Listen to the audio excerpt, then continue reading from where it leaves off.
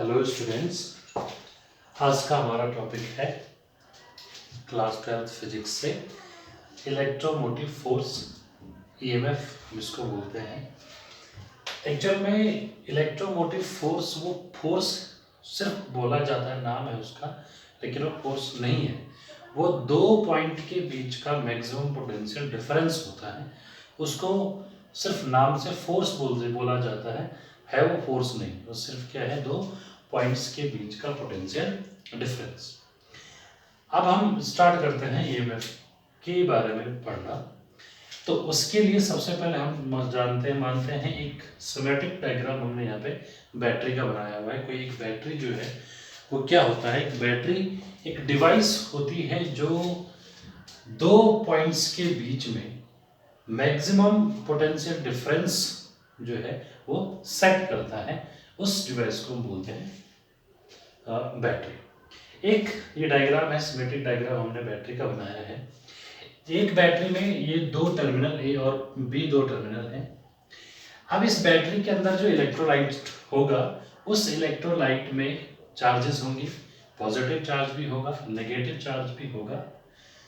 तो इस इलेक्ट्रोलाइट के अंदर सर्टेन केमिकल रिएक्शंस होंगी।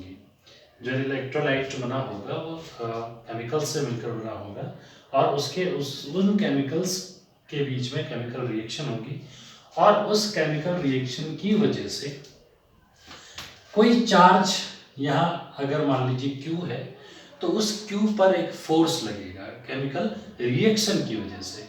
सपोज वो जो फोर्स है वो इस डायरेक्शन में, वो पॉजिटिव चार्ज Q को इस डायरेक्शन में लेके आता है, यानी फोर्स जो है वो Fn इस डायरेक्शन में लिखता है। Fn इसलिए लिखा क्योंकि वो नॉन इलेक्ट्रोस्टैटिक फोर्स होगा, वो न्यूक्लियर रिएक्शंस की इलेक्ट्रोलाइट के केमिकल जो है उनके रिएक्शन की वजह से लगेगा। उसका जो ओरिजिन होगा वो नॉन इलेक्ट्रोस्टैटिक ओरिजिन होगा, इसलिए उसको Fn लिखा हुआ है, force of non electrostatic origin.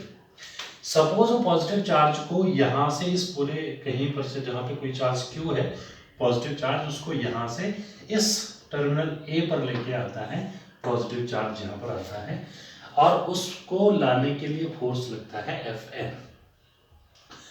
तो ये फोर्स क्या करेगा, नॉन इलेक्ट्रोस्टैटिक ओरिजिन जो है वो चार्जेस को एक्यूमुलेट करेगा A और B पॉइंट। तो अगर मान लीजिए ए पॉइंट पे ए जो टर्मिनल है इस पे पॉजिटिव चार्ज आता है और बी पे आते हैं नेगेटिव चार्जेस, तो क्या होगा, इन दोनों पॉइंट के बीच में जिसकी डिस्टेंस d है, दोनों इस डिस्टेंस के बीच में एक पोटेंशियल क्रिएट हो जाएगा और उस पोटेंशियल की वजह से यहाँ पर इस डिस्टेंस में एक इलेक्ट्रिक फील्ड क्रिएट होगा, क्योंकि V इज इक्वल टू होता है E इंटू डी। अगर कोई डिस्टेंस में पोटेंशियल क्रिएट होता है तो वहां पे इलेक्ट्रिक फील्ड सेटअप हो जाता है। अब यहाँ पे इलेक्ट्रिक फील्ड सेटअप होगा जिसकी डायरेक्शन इस नॉन इलेक्ट्रोस्टैटिक फोर्स के अपोजिट डायरेक्शन में होगी, यानी कि इस डायरेक्शन। ये किसकी डायरेक्शन होगी, इलेक्ट्रोस्टैटिक फोर्स की डायरेक्शन इस तरफ F।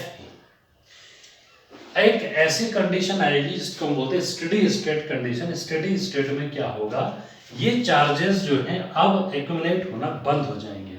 जितने भी पॉजिटिव चार्जेस हैं वो यहाँ पर आ गए, जितने भी नेगेटिव चार्जेस हैं वो यहाँ पे चले गए। तो इस इलेक्ट्रोस्टैटिक फोर्स और इस नॉन इलेक्ट्रोस्टैटिक फोर्स के बीच में एक रिलेशन स्टेडी स्टेट में बन जाता है। लिखेंगे in steady state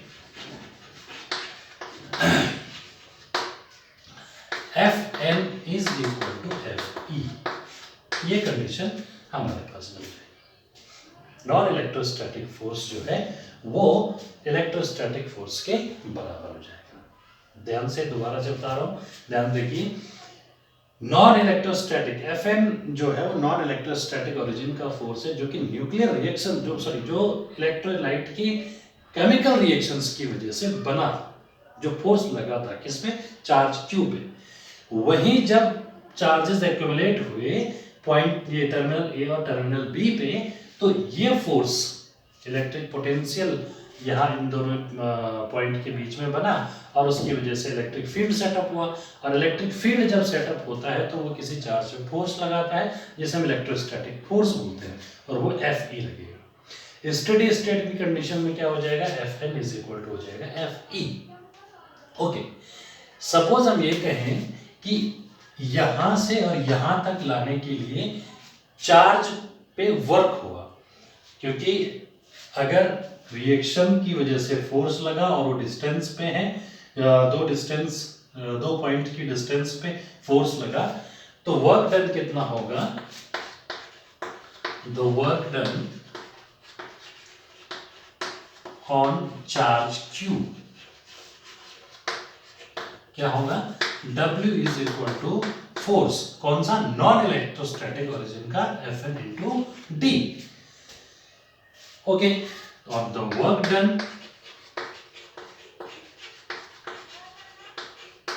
per unit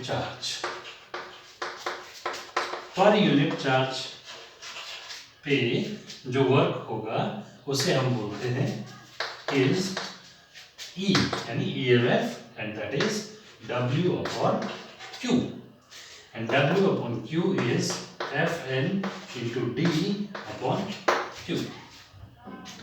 तो यहां से हमारे पास एक जो डेफिनेशन बनती है EMF की, वो क्या है कि किसी भी सोर्स के थ्रू अगर हम किसी एक यूनिट पॉजिटिव चार्ज को लोअर पोटेंशियल, ध्यान दीजिए यहाँ पे ये जो पॉजिटिव है और ये नेगेटिव है, यहां से हम इधर लेके आ रहे हैं चार्ज Q को, तो ये लोअर पोटेंशियल हुआ, यहाँ पर ये हायर पोटेंशियल हुआ। तो इस सोर्स के थ्रू इस लोअर पोटेंशियल से हायर पोटेंशियल तक ले जाने के लिए किसी यूनिट पॉजिटिव चार्ज पे जो वर्क होगा उसे हम बोलेंगे EMF, यानी कि इलेक्ट्रोमोटिव फोर्स। ये कंडीशन आएगी किसमें, जब हम बैटरी के अंदर की रिएक्शंस और उसके बारे में बात करते हैं, तब उस टाइम का जो EMF होगा वो होगा वर्क डन पर unit charge, that is Fn into D upon Q। अब ये कंडीशन आती है कि अगर बैटरी के टर्मिनल्स जो हैं वो एक्सटर्नल किसी सर्किट में कनेक्टेड नहीं है, देन उस कंडीशन में तब क्या होगा, Fn is equal to Fe। जब ये चार्जेस एक्यूमुलेट होना बंद हो जाएंगे स्टेडी स्टेट की कंडीशन में, तो Fn क्या हो जाएगा, Fe के इक्वल। और Fe अगर हम देखें, Fe की वैल्यू जो हमारे पास आती है, इलेक्ट्रोस्टैटिक फोर्स जो हमारे पास आता है वो होता है charge into electric field QE। तो Fn और Fe जब इक्वल होंगे तो ये क्या हो जाएगा, QE के इक्वल हो जाएगा। Okay, Fn is equal to Fe equal to QE। Okay, तो अगर हम Fn इंटू डी करेंगे तो वो Fe इंटू डी आएगा और वो QE इंटू डी आएगा, यानी कि E इंटू डी, अभी हमने आपको बताया था इलेक्ट्रिक फील्ड इंटू डिस्टेंस क्या होते हैं, Q इंटू V, QV। तो Fn D is equal to क्या हो जाएगा, QV। और इससे पहले अभी हमने क्या लिखा है, as EMF is equal to W upon Q is equal to Fn into D upon Q। तो Fn हमारा पास QV आ जाएगा, QV Fn इंटू डी जो है वो आ जाएगा QV अपॉन Q, और Q से हो जाएगा Q कैंसिल, तो E इज इक्वल टू आ जाएगा V। E V के बराबर। E क्या है, इलेक्ट्रोमोटिव फोर्स, V क्या है, पोटेंशियल। तो इसीलिए मैंने कहा था इलेक्ट्रोमोटिव फोर्स उसका सिर्फ नाम है, वो है क्या, पोटेंशियल, किसके, दो पॉइंट्स के बीच में। जब बैटरी के दोनों टर्मिनल्स कनेक्टेड नहीं है कहीं पर, तब यानी कि इसके थ्रू सर्किट में कहीं भी करंट फ्लो नहीं हो रहा है, करंट ड्रॉ नहीं किया जा रहा है, उस टाइम पे EMF किसके बराबर हो जाता है, दो पॉइंट्स के मैक्सिमम पोटेंशियल डिफरेंस के बराबर हो जाता है, E is equal to V।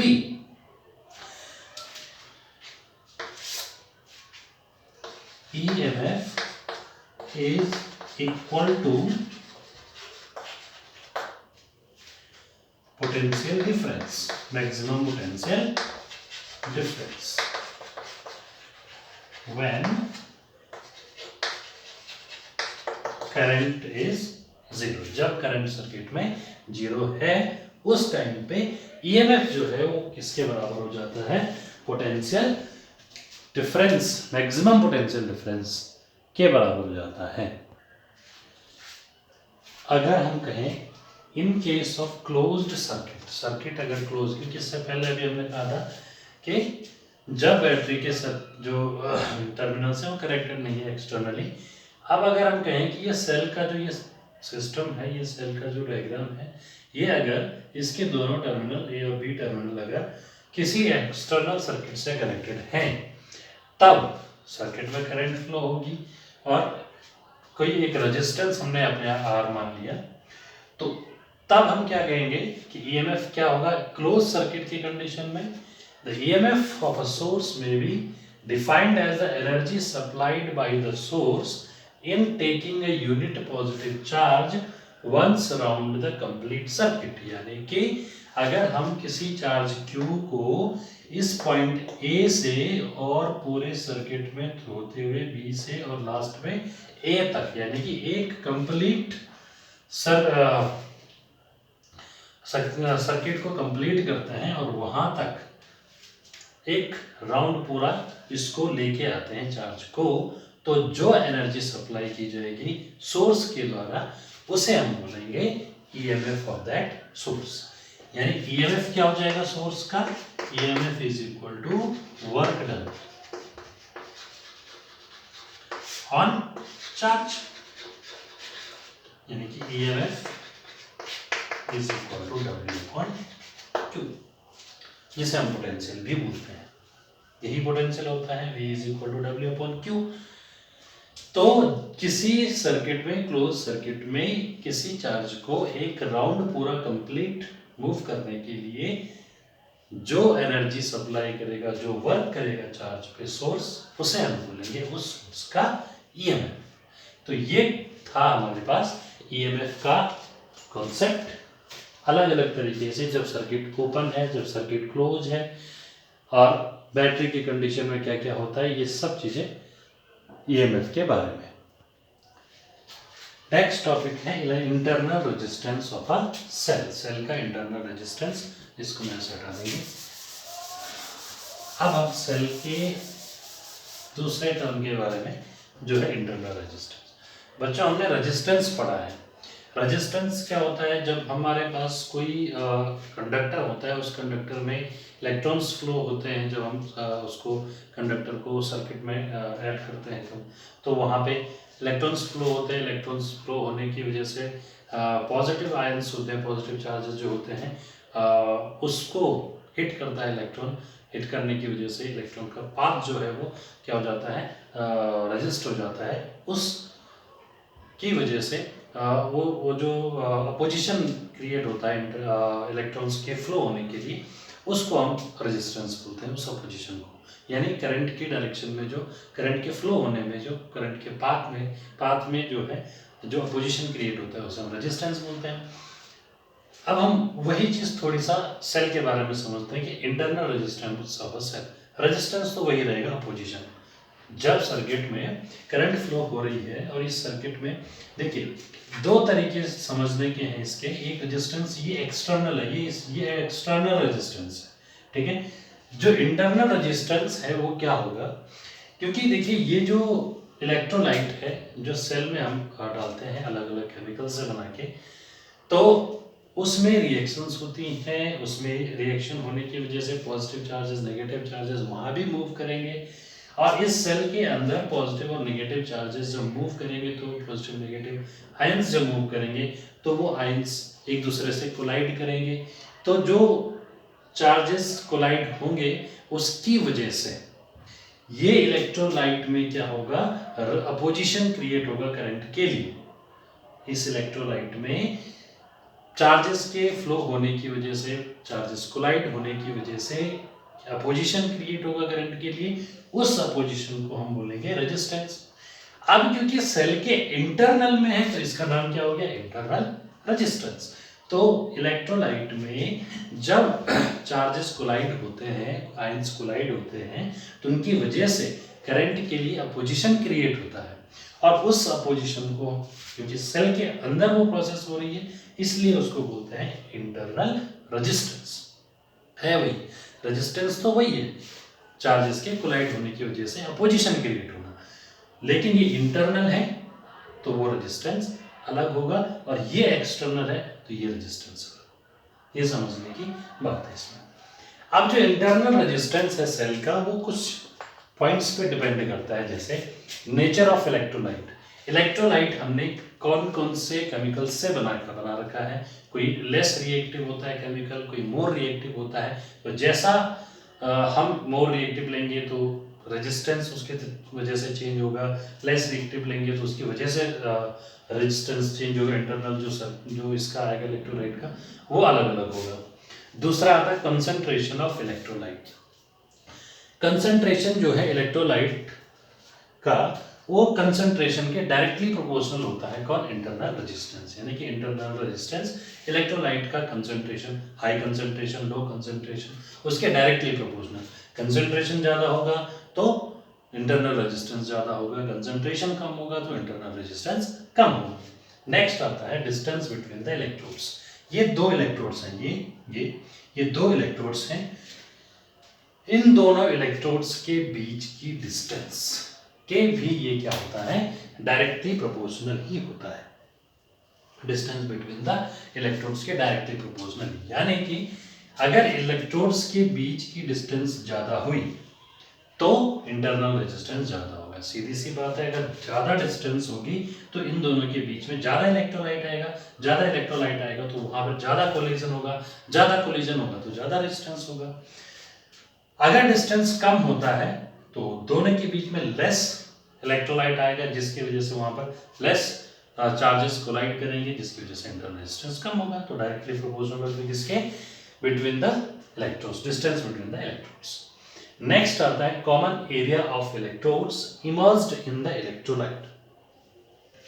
अब ये समझने की बात है कि कॉमन एरिया तो बोला हुआ इलेक्ट्रोड्स का, लेकिन इमर्ज्ड इन द इलेक्ट्रोलाइट समझनी वाली चीज है कि मान लीजिए ये यहां तक है, ये भी यहां तक है, तो ये कॉमन एरिया हो गया। जो ये वाला एरिया इसमें इमर्ज हो रखा है, किसमें, इलेक्ट्रोलाइट में। कितना वो डूबा हुआ है, जो इलेक्ट्रोड है वो कितना डूबा हुआ है, उस एरिया के इनवर्सली वो प्रोपोर्शनल होता है। यानी कि अगर हम इसको ज्यादा डुबा के रखेंगे, इलेक्ट्रोड्स को ज्यादा डुबा के, इलेक्ट्रोड्स का एरिया ज्यादा अगर डूबा होगा इलेक्ट्रोलाइट में तो उसका रेजिस्टेंस क्या हो जाएगा, कम। और अगर कम डूबा होगा तो ज्यादा हो जाएगा। सीधी सी बात है, अगर ये ज्यादा डूबा होगा तो इलेक्ट्रोलाइट्स को के लिए कम एरिया बचेगा, जो कि को चार्जेस ज्यादा कोलाइड होंगे उसके लिए कम एरिया बचेगा। कम अगर इसको इमर्ज करेंगे, मान लीजिए यहीं पे रख देते हैं, तो ज्यादा एरिया बनेगा जहां पर ये चार्जेस जो है कोलाइड करेंगे। सीधी सी बात है, तो इनवर्सली प्रोपोर्शनल होगा common area of electrodes emerged in electrolyte, उसके इनवर्सली प्रोपोर्शनल। और टेम्परेचर, और लास्ट पॉइंट है टेम्परेचर ऑफ इलेक्ट्रोलाइट, यानी कि जो इलेक्ट्रोलाइट का टेम्परेचर होगा उसके भी ये अपोजिट होता है, इनवर्सली प्रोपोर्शनल होता है। यानी कि अगर टेम्परेचर कम होता है तो रेजिस्टेंस बढ़ेगा, टेम्परेचर ज्यादा होता है तो रेजिस्टेंस कम होगा। ये था आपके पास internal resistance of a cell. Internal resistance जो होता है सेल का, उसको हम जो डिनोट करते हैं वो स्मॉल आर से करते हैं। ये इंटरनल रेजिस्टेंस को हम डिनोट करते हैं। ये एक्सटर्नल रेजिस्टेंस हो गया कैपिटल आर, और इंटरनल रेजिस्टेंस हो गया स्मॉल आर। तो ये था internal resistance of a cell. एक पॉइंट दूसरा है, यहीं पे इसको समझा लेते हैं, वो होता है terminal potential difference. Terminal potential difference. दो पॉइंट्स हम ले लेते हैं, मान लीजिए ये पॉइंट P और ये पॉइंट Q। जब सेल कनेक्ट होता है एक्सटर्नल सर्किट से उस टाइम पे जो पोटेंशियल ड्रॉप होता है किसी एक्सटर्नल सर्किट के थ्रू, तो वो जो पोटेंशियल होगा उसे हम बोलेंगे टर्मिनल पोटेंशियल डिफरेंस। सीधी सी बात है, जब सर्किट में करंट फ्लो हो रहा है उस टाइम पे दो पॉइंट्स के बीच का जो पोटेंशियल डिफरेंस होगा उसे हम बोलेंगे टर्मिनल पोटेंशियल डिफरेंस। दो टर्मिनल्स के बीच का जो पोटेंशियल डिफरेंस होगा जब सर्किट में क्या होगी, करंट फ्लो होगी। व्हेन, यहां पे कंडीशन आएगी, when current is being drawn by cell। जब सेल के थ्रू करंट ड्रॉ होगी उस टाइम पे दो टर्मिनल, दो पॉइंट्स के बीच का जो डिस्टेंस, जो पोटेंशियल डिफरेंस होगा उसे हम बोलेंगे terminal potential difference of for cell, ये मान लेंगे। नेक्स्ट टॉपिक ये आता है relation between R, small r, internal resistance जो है, ईएमएफ और वी यानी टर्मिनल पोटेंशियल डिफरेंस। अगर हमारे पास एक सर्किट है, इस सर्किट में एक एक्सटर्नल रेजिस्टेंस है, एक सेल जुड़ा हुआ है, सेल का इंटरनल रेजिस्टेंस है आर और एक्सटर्नल रेजिस्टेंस हमारे पास है आर। तो ईएमएफ की डेफिनेशन के अकॉर्डिंग क्या होता है कि किसी चार्ज को क्लोज सर्किट में एक राउंड कंप्लीट करने में जो एनर्जी सप्लाई होती है, यानी जो वर्क डन होता है, तो ये अगर हम कहें कि इस पूरे सर्किट में ए पॉइंट से चलते हुए वापस ए पॉइंट तक आता है कोई चार्ज, तो उस पूरे कंप्लीट राउंड को कंप्लीट करने के लिए जो वर्क डन होगा सेल का, उसे हम उसका ईएमएफ बोलेंगे। तो वर्क डन कैसे कैसे कंप्लीट करेंगे, देखिए पहले चार्ज अगर ए से होते हुए ऐसे जाएगा बी तक, तो हमें इस आर के अगेंस्ट वर्क करना पड़ेगा, यानी कि work done against this are by cell on carrying the charge q from A to B. तो ये हो जाएगा सपोज वी, वहां पे potential work done upon charge, V is equal to, ये ध्यान रखना है, वर्क डन पर unit charge, V equal to W upon q. तो work done on unit charge is V, हमने वी मान लिया। ओके, तो A टू B तक तो ये हुआ V। अब B टू A तक भी तो इस रेजिस्टेंस के अगेंस्ट हमें काम करना पड़ेगा, तो सपोज क्या हो जाएगा V डैश। दोनों कंडीशन में हम V को डिफाइन अगर हम करें तो V is equal to I into Ohm's law, यानी कि इसके अगेंस्ट जब काम किया तो V equal to I R आएगा एक्सटर्नल, और V डैश जो आएगा वो कितना हो जाएगा I into R, this resistance R। Okay, तो यहां से इस इक्वेशन में लिखेंगे EMF is equal to I R plus I R, E is equal to I common लिया आर प्लस आर, यानी कि आई इज इक्वल टू हमारे पास आ जाएगा E upon R plus R. ये आएगा सर्किट में फ्लो होने वाली current. As V is equal to I R है, तो V is equal to this I E upon R plus R, R plus R into this R, तो ये आ जाएगा V is equal to E R upon R plus R. इस इक्वेशन को अगर हम देखें, फर्स्ट जो इक्वेशन हमने मानी है, फ्रॉम फर्स्ट अगर हम कहें क्या हो जाएगा, V is equal to E minus V dash. अगर हम यहाँ से इस V की वैल्यू लें तो V is equal to E minus V dash, तो V is equal to E हमारे पास ये EMF और V डैश हमने क्या माना हुआ है I इंटू स्मॉल r, यानी कि अगर हम इस वैल्यू को रखेंगे E माइनस इसकी वैल्यू I, हाँ V is equal to E minus I R. अब हम इसमें R की वैल्यू अगर निकालना चाहें तो कैसे निकलेगी, इंटरनल रेजिस्टेंस की वैल्यू अगर हम निकालना चाहें तो ये आ जाएगा, ये इधर आ जाएगा, ये इधर आ जाएगा, तो I R is equal to हो जाएगा ई माइनस वी, और आर इज इक्वल टू हो जाएगा E minus V upon I. ये इंटरनल रेजिस्टेंस की वैल्यू आएगी। और इसमें अगर हम I इक्वल टू यहाँ से V अपॉन आर रखें तो R इज इक्वल टू क्या हो जाएगा, R is equal to E minus V upon I is equal to V upon R। तो ये हो जाएगा R is equal to E minus V upon V into R। ये हमारे पास इंटरनल रेजिस्टेंस की वैल्यू हो जाएगी। तो ये रिलेशन भी हो जाएगा किस किस के बीच में, इंटरनल रेजिस्टेंस, ईएमएफ और टर्मिनल पोटेंशियल डिफरेंस के बीच में। इसमें दो कंडीशन आएगी। पहले कंडीशन होगी जब हमारे पास सर्किट ओपन होगा, यानी करंट क्या होगी, 0। व्हेन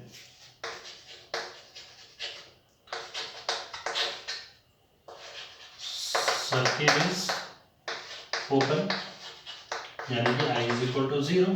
उस कंडीशन में I अगर 0 हो जाता है, यहाँ पे ध्यान दीजिए ये वाली कंडीशन, तो E minus V equal to I into R. I 0 हो गया तो E minus V equal to 0, E minus V equal to 0 हो गया तो E इज इक्वल टू हो जाएगा V। यानी ओपन सर्किट के लिए EMF जो है वो पोटेंशियल डिफरेंस के बराबर हो जाता है। दूसरी condition, when current is being drawn by cell, cell के थ्रू जब करंट ड्रॉ की जाएगी, फ्लो होगी, उस कंडीशन में जो पोटेंशियल डिफरेंस होता है वो ईएमएफ से हमेशा कम होता है, यानी कि ईएमएफ पोटेंशियल डिफरेंस से क्या होता है, ज़्यादा होता है। तो ये हमारे पास आज का टॉपिक था, relation between internal resistance, EMF और पोटेंशियल डिफरेंस। Thank you.